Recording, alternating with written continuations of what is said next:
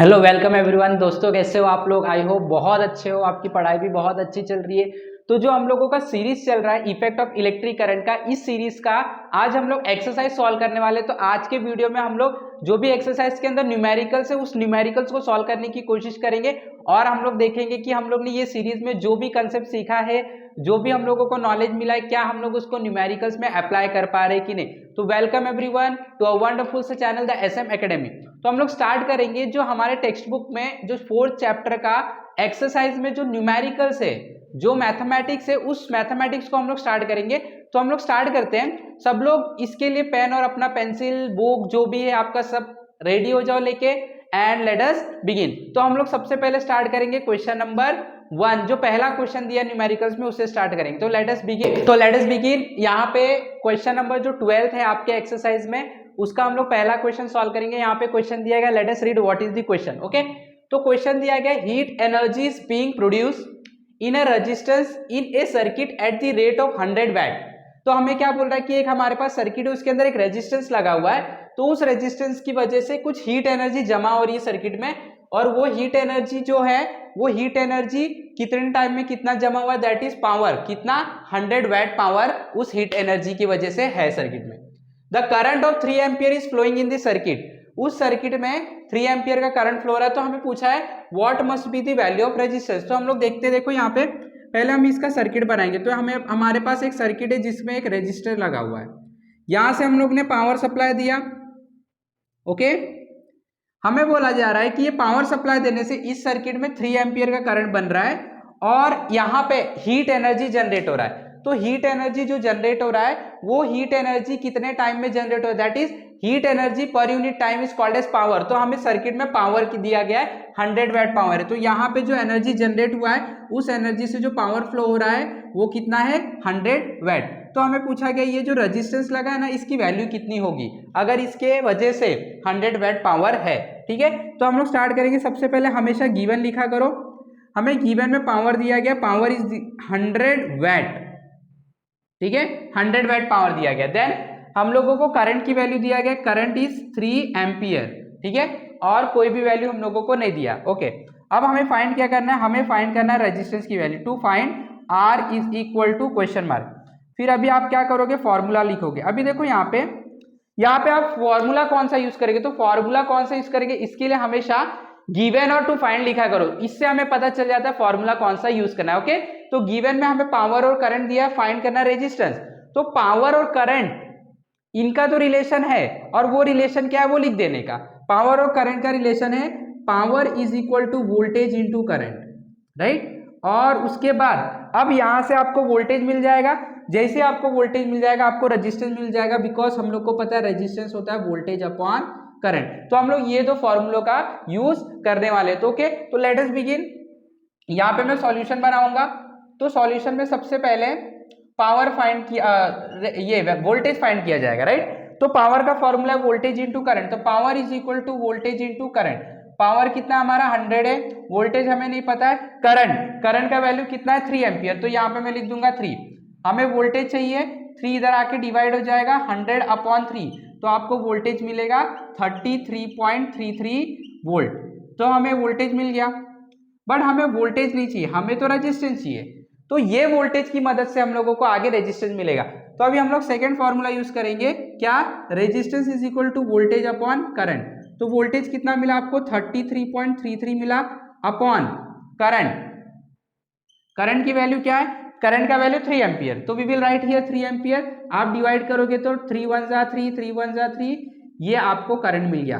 तो आपके सर्किट में जो करंट है it is 11, sorry not current, it is resistance resistance है, राइट। तो रेजिस्टेंस आपको मिल गया कितना, 11.11 ओहम, या तो 11.11 ohm, which can be written as 11 ohm. आप इसको 11 ओहम भी लिख सकते हो। So this is the very simple question, बहुत सिंपल क्वेश्चन था। टेक दी स्नैपशॉट, इसका ले लो for your practice, and let us proceed to next question. Okay, तो लेट अस सी सेकंड क्वेश्चन। सेकंड क्वेश्चन क्या दिया है, लेट अस सी। हमें बोला गया है 2 tungsten bulb of weightage 100 watt and 60 watt. आपके पास दो बल्ब है जिसका पावर, एक बल्ब का पावर है 100 वैट है, सेकंड बल्ब का 60 वैट है। Work on 220 volt. तो ये जो बल्ब है इसे 220 वोल्ट पावर सप्लाई से कनेक्ट करके रखा गया, ठीक है। Okay, if they are connected in parallel, और दोनों बल्ब पैरेलल में connected, how much current will flow in the main conductor, तो सर्किट में टोटल करंट कितना फ्लो होगा। इसको पहले हम लोग एक स्कीमेटिक या तो सर्किट डायग्राम से रिप्रेजेंट करते हैं। तो हमारे पास दो बल्ब है, ओके, हमारे पास दो बल्ब है, तो दिस इज दी बल्ब, एक बल्ब यहाँ पे है और एक बल्ब हमारे पास यहाँ पे, ठीक है, पैरेलल में कनेक्टेड है, हमें बोला गया है, ठीक है, पैरेलली कनेक्टेड है, ये इस तरीके से पैरेलली कनेक्टेड है। हमें बोला गया यहाँ से पावर सप्लाई 220 वोल्ट लगाया जा रहा है। इस बल्ब का जो पावर है it is 100 watt, second bulb का जो power it is 60 watt, okay, इससे कुछ करंट आई आएगा। तो हमें पता है कि जब भी कोई भी इक्विपमेंट अगर पैरेलल में कनेक्टेड होता है सर्किट में, तो हमेशा जो करंट होता है हर एक इक्विपमेंट यानी कि हर एक डिवाइस के अक्रॉस क्या होगा, अलग अलग होगा। करंट हमेशा अलग होता है अगर पैरेलल, बट वोल्टेज सबके पास सेम होगा। तो मैं बोलता हूं कि यहां पे जाने के बाद यहां पे जो करंट आई जा रहा है, इस सर्किट में करंट I2 जा रहा है, इसमें करंट I1 जा रहा है, करंट अलग हो जाएगा। इसके पास वोल्टेज तो सेम जाएगा 220, इसके पास भी वोल्टेज सेम जाएगा।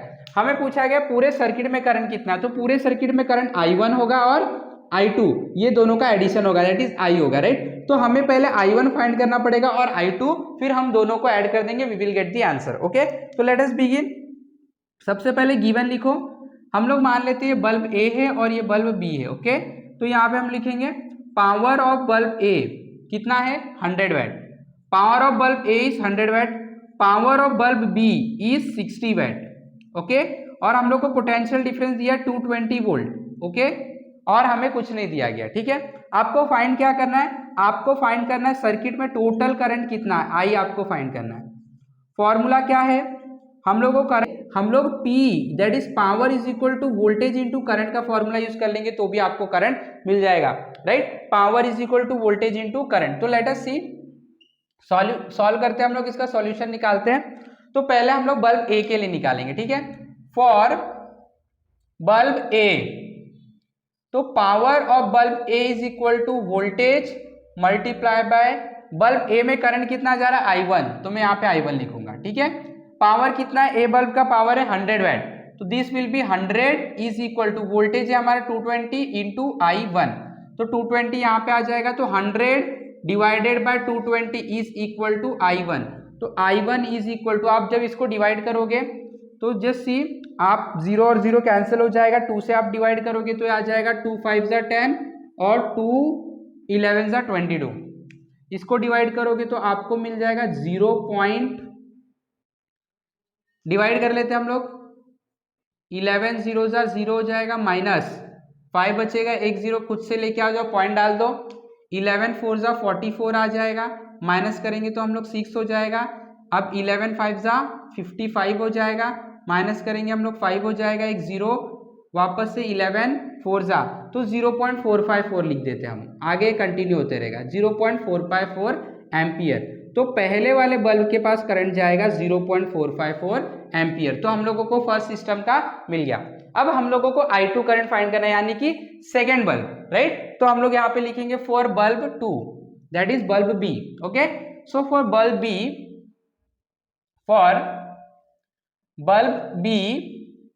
Power of bulb B is equal to voltage multiply by current in bulb B। तो करंट कितना है बल्ब B में I2, करंट कितना है बल्ब B में I2, power of bulb B 60 है, तो ये 60 हो गया।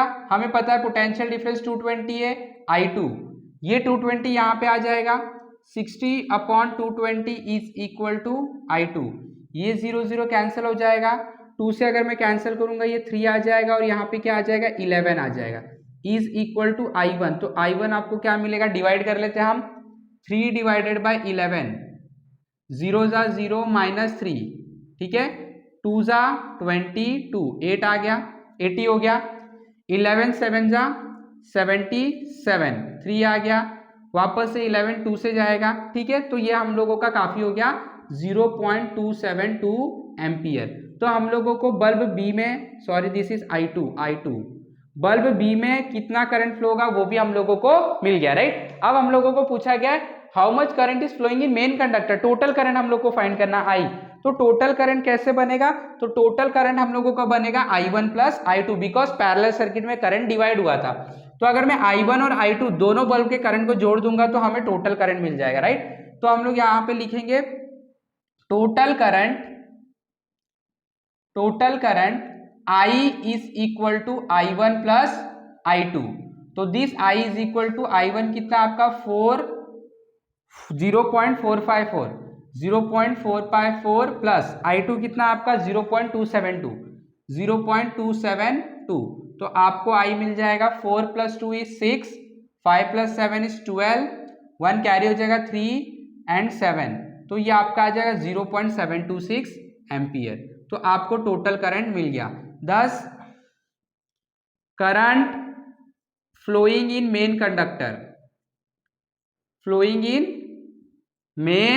conductor is 0.726 ampere. This is our final answer. तो आई होप कि everyone got this, right. So take a snapshot for your practice and let us proceed to question number 3। So let us focus on question number 3, that is question number 12 का जो third वाला है सब question, उसे हम लोग देखते हैं क्या है। ओके, तो it is asking who will spend more electrical energy. दो डिवाइसेस दिया, कंपेयर करना कौन ज्यादा इलेक्ट्रिकल एनर्जी यूज करेगा।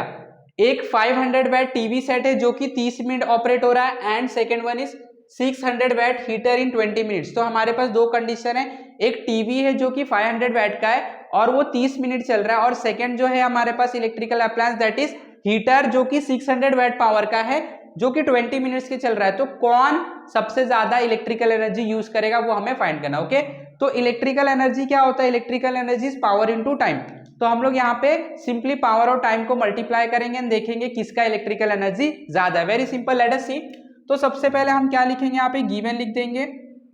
ओके, तो यहाँ पे हम लोग लिखेंगे पावर फॉर टीवी, हमें पावर दिया टीवी का 500 वैट। ओके, और इसके लिए टाइम जो है, वो टाइम है हम लोगों का 30 मिनट। इसको हम लोगों को सेकंड में कन्वर्ट करना पड़ेगा, हम कर लेते हैं। तो इसको 60 से मल्टीप्लाई करेंगे तो ये हम लोग सेकंड में कन्वर्ट कर लेंगे, राइट।